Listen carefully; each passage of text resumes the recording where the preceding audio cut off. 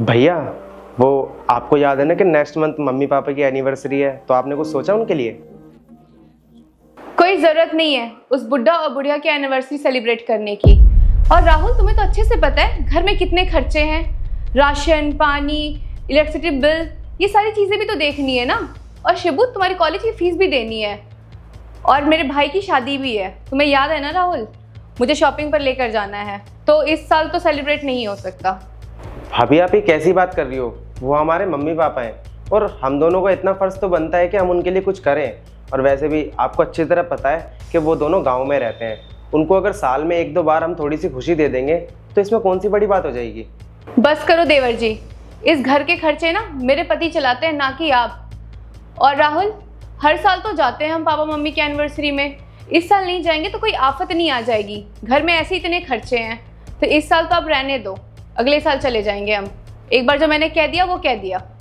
भाभी, मुझे अच्छे से पता है कि इस घर का सारा खर्चा ना भैया उठाते हैं, और वैसे भी हम हर साल मम्मी पापा से मिलने जाते हैं ना, उनके साथ टाइम स्पेंड करने के लिए। अब इस साल अगर हम उनसे नहीं मिलने जाएंगे ना तो उनको बहुत ज़्यादा बुरा लगेगा। और भाभी, एक बात बताऊँ, मेरी बात सुन के आपको गुस्सा ज़रूर आएगा, लेकिन ये सच है कि आपकी वजह से ना मम्मी पापा यहाँ नहीं रह पाते। वो बेचारे गाँव में रह रहे हैं क्योंकि आप नहीं चाहती वो दोनों यहाँ पे रहें। बस करो शिबू, तुम्हारी हिम्मत कैसे हुई तुमने मेरे से इस तरीके से बात की? देख रहे हो राहुल, तुम्हारे सामने ये क्या कुछ बोल रहा है, और तुम हो कि कुछ भी बोल नहीं रहे उसे। और शिबू, तुम्हारे माँ बाप यहाँ नहीं रहना चाहते, इसका मतलब ये नहीं है कि मैं उन्हें यहाँ नहीं रखना चाहती हूँ।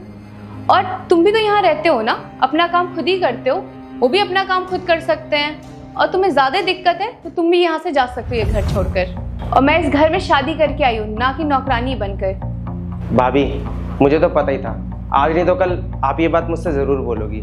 और जैसे मम्मी पापा यहाँ पे नहीं रहते ना, आप यही चाहते हो कि मैं भी यहाँ से चला जाऊँ, तभी तो आप मुझसे इस तरीके की बातें बोल रही हो। एक बात बताऊँ मैं आपको, आप इस घर की बहू हो और आपका फ़र्ज़ बनता है कि आप ना सबको साथ में लेके चलो, लेकिन आप चाहती हो कि आप यहाँ पे अकेली रहो अपने पति के साथ।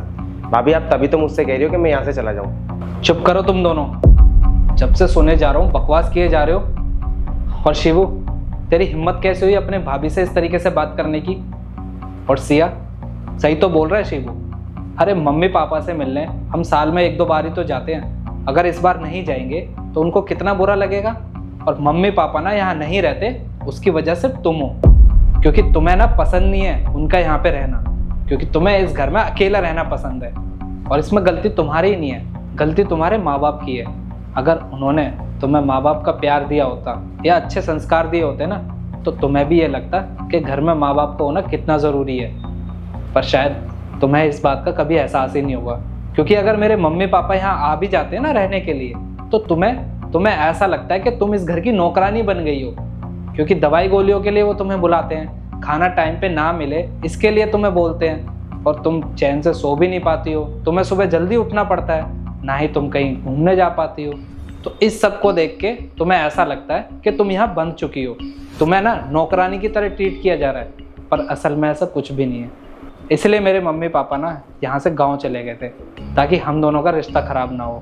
पर तुम्हें ये बात समझ नहीं आएगी। हाँ राहुल, तुमने बिल्कुल सही बोला, नई संस्कार दिए मेरे माँ बाप ने।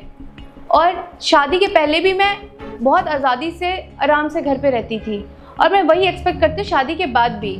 और तुम्हारे मम्मी पापा, जब मैं कहीं जाती हूँ तो मुझे रोक देते हैं, कहीं जाने का सोचती हूँ तो टोक देते हैं, कोई गलती हो जाए फिर सुनाते हैं। तो राहुल, मैं ऐसे नहीं रह सकती। और वैसे भी मैं आजकल की बहू हूँ, तो ये सब मेरे से ड्रामा नहीं होता। अच्छी बहू बनना, अपने सास ससुर के पीछे पीछे रहना, उनकी सेवा करना। और अगले महीने मेरे भाई की शादी है, हम 10 दिन पहले ही वहाँ जा रहे हैं। मैंने एक बार तुमसे बोल दिया तो बोल दिया, हमें वहाँ 10 दिन पहले ही जाना है। देखो, अगर तुम मेरे साथ मेरे गाँव नहीं जा सकती ना माँ बाप से मिलने के लिए, तो मैं भी तुम्हारे साथ तुम्हारे भाई की शादी में नहीं जा सकता, क्योंकि जब तुम उनकी फिक्र नहीं करती हो तो मैं तुम्हारे घर वालों की फिक्र क्यों करूं। और वैसे भी मेरे पास ना ही टाइम है और ना ही मेरे पास पैसा जो मैं उनके ऊपर खर्च करूं, समझी तुम? मैं और मेरा भाई जा रहे हैं माँ बाप से मिलने, अगर तुम चल लोगी तो अच्छी बात है, अगर तुम नहीं गई ना तो मुझसे बुरा कोई नहीं होगा, समझी तुम? ठीक है राहुल, मैं भी देखती हूँ तुम मेरे भाई की शादी में कैसे नहीं जाते हो। अगर तुम मेरे भाई की शादी में नहीं आए ना तो मैं तुम्हें डिवोर्स दे दूंगी, इस बात को याद रखना। और ऐसे आदमी के साथ मैं बिल्कुल नहीं रह सकती जो सिर्फ अपने परिवार का सोचता हो, जो मेरे परिवार का ना सोचता हो। भैया भाभी बिल्कुल ठीक बोल रही थी। आपके लिए ना हमारे मम्मी पापा से ज़्यादा उनका परिवार ज़रूरी है, क्योंकि भाभी अपना घर छोड़ के आई है ना। तो आप एक काम करो, भाभी के साथ उनके घर चले जाओ उनकी भाई की शादी में। और रही मम्मी पापा की बात, वहाँ मैं चला जाता हूँ ना, मैं बोल दूंगा कि आपको कुछ काम आ गया था, इस वजह से आप आ नहीं पाए। नहीं शिपू, ये आज की बात नहीं है। जब से शादी हुई है ना, ये तब से ही ऐसे कर रही है। और ये स्टेप ना मुझे बहुत पहले उठा लेना चाहिए था।